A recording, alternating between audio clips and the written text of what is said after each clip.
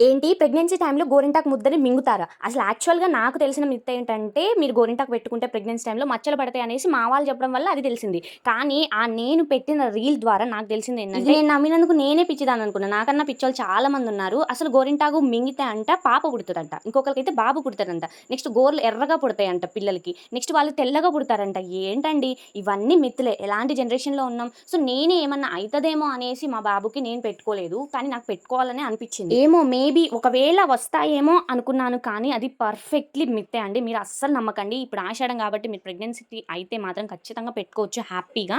So, actual reason ఏంటంటే గోరింటాకు పెట్టుకోవడానికి మన బాడీ అనేది ప్రెగ్నెన్సీ టైంలో హీట్ ఎక్కువుంటది. సో, దాన్ని న్యూట్రలైజ్ చేయాలంటే గోరింటాకు పెట్టుకుంటే మనకి న్యూట్రలైజ్ అయ్యి బేబీ కూడా సేఫ్‌గా ఉంటదనేసి గోరింటాకు పెట్టుకుంటారు. మీరు ఇవి వింటున్నప్పుడు కొత్తగా ఫీల్ అయ్యారేమో అని నేనైతే ఆ గోరింటాకు ముద్దని మింగాలి, ఇలా పుడతారు, అలా పుడతారు అన్నప్పుడు నిజంగా షాక్ అయ్యాను. మీరు కూడా నాలాగే షాక్ అయ్యారా? లేదా మీకు ముందే తెలుసా? కామెంట్